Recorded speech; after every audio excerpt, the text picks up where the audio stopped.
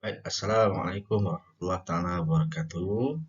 Okey, pada murid kelas 4 Division, hari ini kita akan meneruskan sesi PDPR kita pada hari ini dengan tajuk um, pengawetan makanan. Pengawetan makanan. Betul, pengawetan. Bukan awet. Kalau awet yang piwik-piwik dia kan. Ah, apa dekat orang tu. Okey, baik. Baik, kita teruskan untuk hari ini tajuk pengawetan makanan. Jadi kita akan tengok pada slide yang seterusnya tengok apa yang akan dipaparkan. Dapat gerak je. Kepentingan pengawetan makanan. Okey. Mengawet makanan ini ada beberapa kepentingan dia. Yang pertama ialah untuk mengelakkan daripada makanan cepat rosak. Mengelakkan makanan cepat rosak. Contohnya kita mengawet makanan, contohnya buah-buahan. Jadi kita tak nak buah-buahan itu cepat rosak. Jadi kita melakukan proses pengawetan supaya ianya tahan lebih lama. Yang kedua, yang ni pengawetan ini dapat dibuat dengan dua cara. Yang pertama adalah kaedah pengetilan dan yang kedua ialah kaedah pembotolan. Jadi dalam tajuk tingkatan 4 ini kita akan tengok ataupun kita akan belajar dua jenis pengawetan iaitu pengetilan dan juga pembotolan.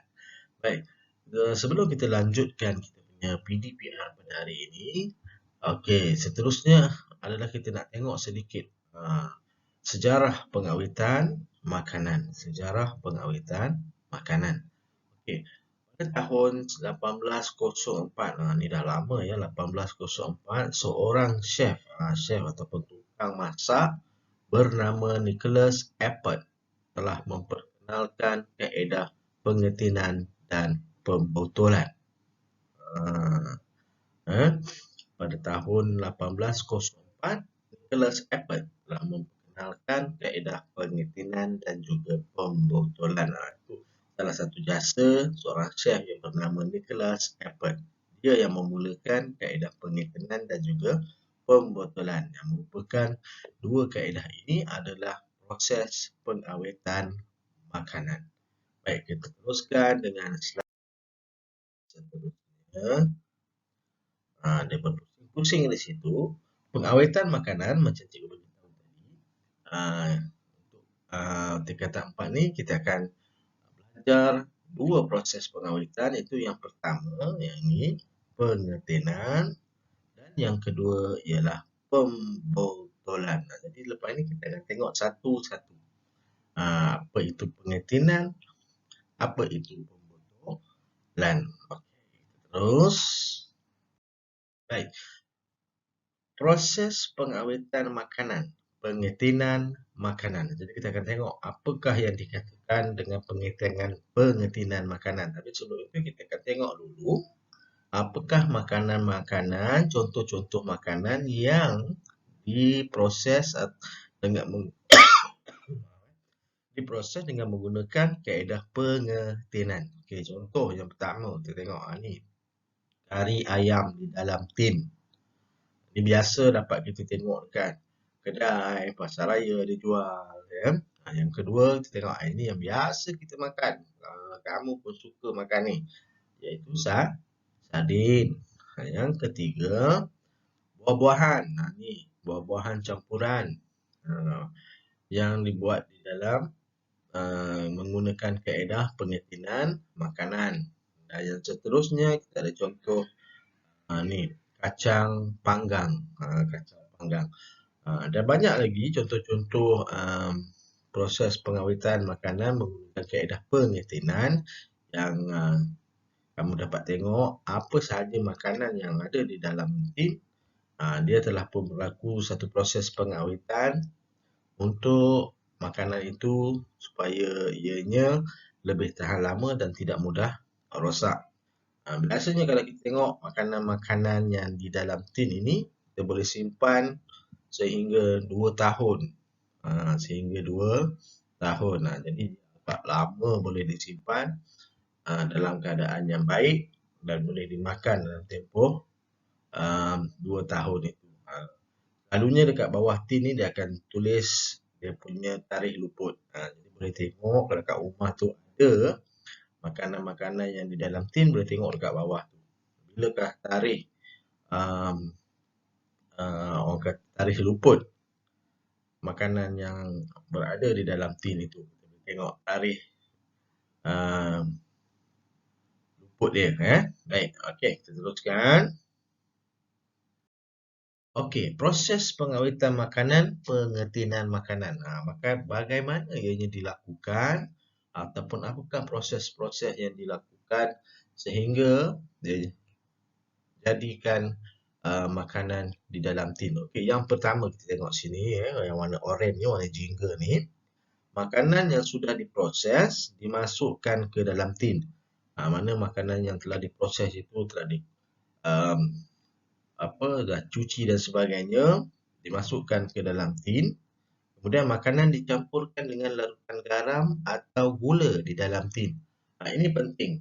Larutan garam atau gula ni di dalam dimasukkan ke dalam tin ini untuk apa?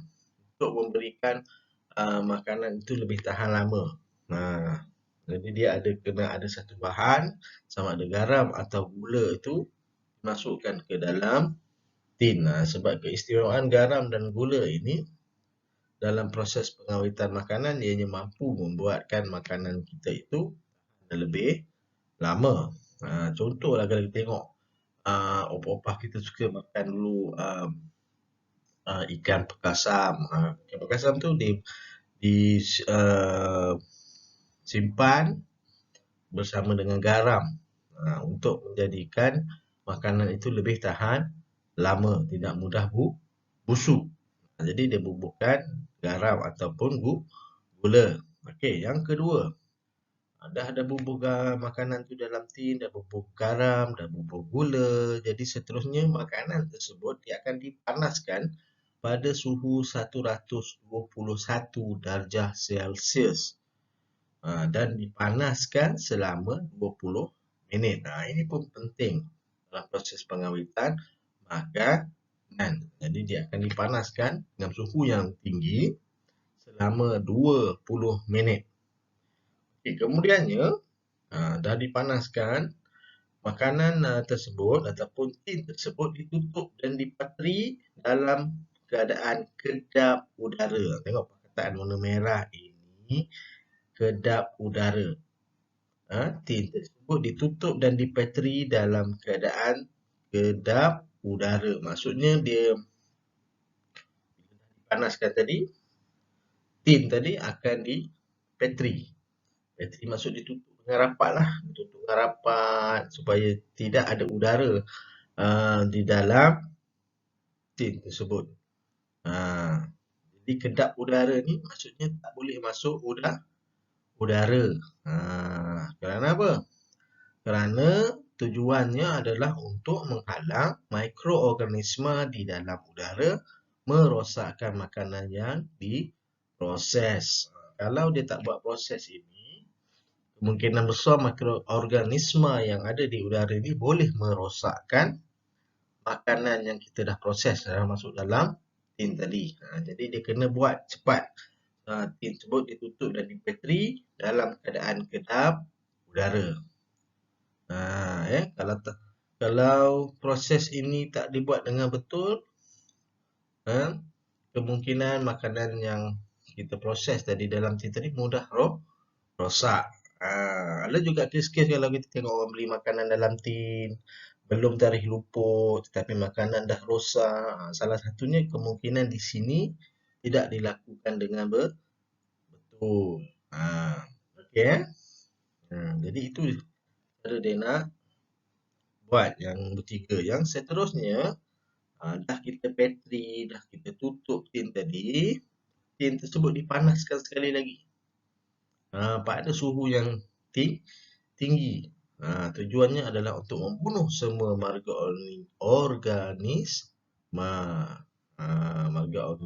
mikroorganisma. Dan barulah tin tersebut dilabel dan simpan dan akhirnya akan dipergi kepada proses pemasaran, dijual. Okey. Dia dah panaskan lagi sekali supaya mikroorganisma itu mati, dan mikroorganisma itu tidak dapat merosakkan makanan. Sebab tu dia kena panaskan dalam suhu yang tinggi. Bila suhu yang tinggi, mikroorganisma ini dia akan mati. Kemudian dah buat proses itu, barulah tin ini dilabel dan disimpan. Baik, kita teruskan seterusnya. Okey, kita teruskan. Okey, pada pandangan anda, apakah kebaikan pengetinan makanan? Kita tengok. Apakah kebaikan pengetinan makanan? Agak Balkis, agak-agak Tasha, agak-agak siapa lagi? Surya, Aiman, Hakim, Syawal, Razi. Apakah kebaikan pengetinan makanan ini?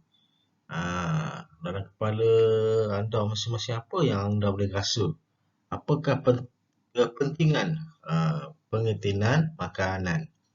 Okey, tak apa. Cikgu kongsikan kat sini beberapa kepentingan pengetinan makanan untuk pengetahuan kita bersama.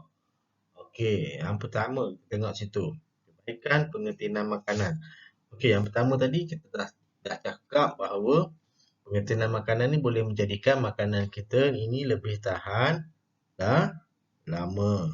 Makanan kita boleh lebih tahan lama. Yang kedua, okey, makanan yang di dalam tin ni lebih mudah untuk diekspor. Ekspor ni maksudnya kita boleh jual ke luar negara, ke negara-negara lain. Kalau kita tengok makanan dalam tin yang ada dekat Malaysia ni kadang-kadang datangnya daripada Thailand, datangnya daripada China. Kita boleh tengok. Bergantung kepada jenis makanan. Jadi bila dah di dalam tin, kita boleh hantar ke negara-negara lain luar daripada Malaysia. Okey, seterusnya mudah dibawa ke mana-mana. Ni betul. Mudah dibawa ke mana-mana. Contoh, cikgu suka dulu naik motor dengan kawan-kawan pergi masuk hutan, berkhemah sehari 2 hari. Jadi kami membawa ataupun pilihan makanan adalah makanan di dalam tin supaya ianya yang pertamanya mudah dibawa dan juga ianya selamat di dalam tin tu, tak mudah pecah dan sebagainya. Selalunya kami bawa sardin lah. Okey, yang keempat, untuk mengelakkan pembaziran. Macam mana lah nak mengelakkan pembaziran ni? Okey, macam ni. Sebab bila makanan dia buat diproses di dalam tin, maksudnya makanan itu lebih tahan lama. Kalau kita tak simpan dalam tin, tak buat proses pengawetan dalam tin, makanan mungkin boleh tahan sehari atau 2 hari. Tetapi kalau kita buat dalam proses dalam tin, makanan itu boleh tahan sampai 2 tahun. Dengan melakukan proses yang kita dah cakap tadi lah. Bagaimana yang dilakukan. Jadi dia boleh tahan sampai 2 tahun. Contohlah nenas. Kita buat nenas di dalam tin. Boleh tahan nenas itu sehingga 2 tahun. Kalau tak buat dalam tin, 2-3 hari pun rasanya nenas sudah mula busuk. Jadi itulah kelebihan proses pengetinan makanan. Baik, kita terus tengok seterusnya.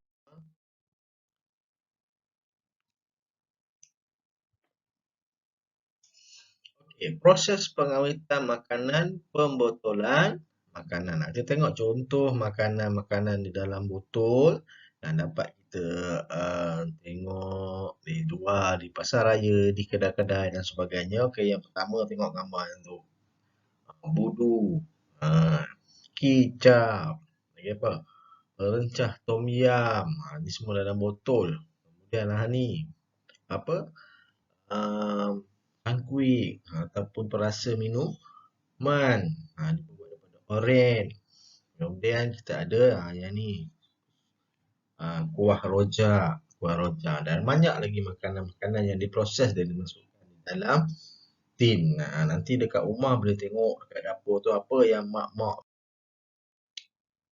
Baik, kita seterusnya nak tengok pada proses pengawetan makanan, pembotolan makanan. Okey, kita nak tengok macam mana proses makanan-makanan ini dibotolkan sebelum ianya dijual. Okey, tengok yang pertama, tengok kat sini makanan disediakan dan dibasuh dengan bersih.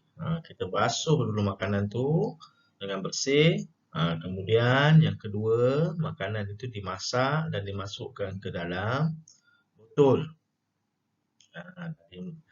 Basuh, dicuci, kemudian kita masukkan makanan itu di dalam botol. Bila dah masuk dalam botol, makanan tersebut yang ketiga ni, kita tengok makanan ini akan dipanaskan pada suhu yang tinggi untuk mengeluarkan udara. Selain daripada itu, untuk membunuh mikroorganisma. Okey. Jadi dia kena panas pada suhu yang tinggi. Macam kita buat proses pengetinan tadi. Panaskan pada suhu yang tinggi untuk mengeluarkan udara dan juga membunuh mikroorganisma. Okey, yang keempat, kemudiannya dah dipanaskan tadi barulah botol itu dipetrikan. Dipetri ataupun dicantumkan dengan segera untuk menjadikannya kedap udara. Macam cikgu cakap sebelum ni, kedap udara ni tidak ada udara yang berada di dalam botol itu. Sebab bila ada udara, kemungkinan besar dalam udara tu ada mikroorganisma yang boleh merosakkan makanan yang telah kita botolkan. Jadi proses ni kena buat cepat. Yang kelima, bila dah dipetrikan botol tadi, sekali lagi botol tersebut dipanaskan pada suhu yang tinggi untuk tujuan membunuh mikroorganisma. Bunuh lagi sekali mikroorganisma ni supaya ia tidak merosakkan makanan. Okey, yang seterusnya dan yang terakhir, kita buat proses 1, 2, 3, 4, 5 ni, barulah yang keenam ni kita labelkan botol ini dan disimpan. Dan akhirnya botol ini boleh dijual. Okey, faham ya? Baik. Ada latihan dekat sini. Okey, untuk latihan ni kamu boleh rujuk balik nota-nota yang diberikan, tapi sebenarnya latihan ini lebih kepada kamu menamakan makanan-makanan di dalam tin, menamakan makanan-makanan di dalam botol. Boleh tengok dekat dapur rumah masing-masing, ada tak makanan dalam tin, apakah nama makanan tu, tulis. Ada tak makanan dalam botol, apakah nama makanan tu, tulis dalam buku. Ya, boleh jadi ini yang kemana kamu buat. Okey, nota boleh disalin dalam buku ataupun kalau siapa ada printer boleh print dan letakkan dalam buku dan simpan nota tu dalam telefon masing-masing.